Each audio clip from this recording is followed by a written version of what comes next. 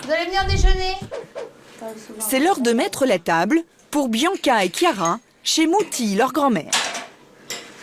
Des assiettes, des couverts, des serviettes, un déjeuner ordinaire. Mais chez Marie-Françoise, il y a un accessoire supplémentaire. Je mets la carafe à table, Mouti? Oui, tu la mets, chérie. Une carafe filtrante, indispensable sur la table. C'est grâce à elle que Marie-Françoise peut enfin apprécier l'eau de son robinet.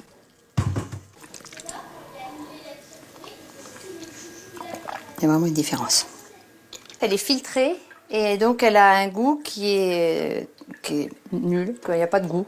Alors que l'eau du robinet est une eau qui est très javelisée. Ce goût de javel, cela vient du chlore que l'on trouve en très faible quantité à la sortie du robinet. Avec la carafe, a priori, fini le mauvais goût. L'eau passe par un filtre qui retient ce chlore justement, mais aussi le calcaire qui entartre les appareils ménagers. Du coup, pour sa bouilloire, Marie-Françoise a aussi adopté l'eau filtrée. Oui, j'en mets alors là tout le temps, régulièrement, je mets toujours de l'eau.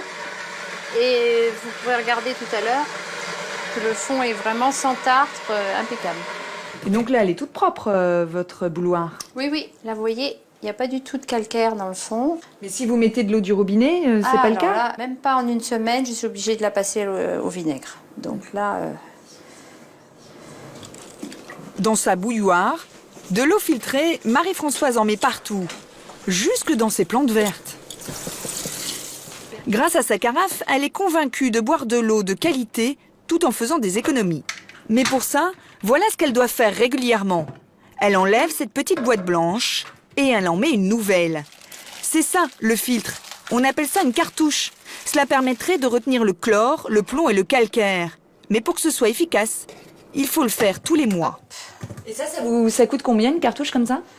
Eh bien écoutez, les 6, ça coûte environ 30 €, les 6. Donc... Ça fait 5 € la cartouche? Ouais, 5 € la cartouche, qui était quand même un peu cher, hein, je trouve. Parce que ça dure un mois, voilà. Alors, et le pire, c'est que même si elle trouvait moins cher, elle ne pourrait pas choisir une autre marque. Vous êtes obligé d'acheter la marque de votre carafe. C'est comme les capsules de café, ça. Quand vous achetez la machine à café, vous n'avez qu'une sorte de capsule à pouvoir acheter. Vous n'avez pas encore... ils ont le monopole, quoi. Les cartouches. C'est grâce à cela que Brita est devenue une entreprise qui gagne beaucoup d'argent. L'an dernier, elle en a vendu 74 millions. Elle lui rapporte bien plus que les carafes, puisqu'elle représente 80% de son chiffre d'affaires. Une rente très confortable, car ces cartouches se vendent toutes autour de 5 € l'unité. Alors, à ce prix-là, filtrer son eau, est-ce une bonne affaire?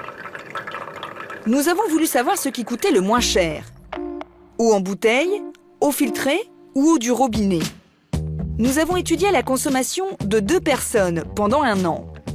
Si elles ne boivent que de l'eau en bouteille, cela leur coûte 280 € en moyenne. Pour l'eau filtrée, au-delà des 20 € dépensés pour une carafe, les 2 personnes doivent débourser 60 € pour les cartouches. La solution la moins onéreuse, et de loin, c'est l'eau du robinet, 2,76 € pour 1 an de consommation. Mais alors, est-ce vraiment utile de filtrer cette eau très bon marché? Ces carafes tiennent-elles leurs promesses? Pour le savoir, nous avons fait un test. Un flacon rempli d'eau du robinet et un autre flacon rempli de la même eau, mais filtrée. Cette opération, nous l'avons réalisée dans 3 villes avec des qualités d'eau différentes. Puis, direction un laboratoire. Objectif, comparer les échantillons, voir si le plomb, le chlore et le calcaire ont bien diminué après la filtration.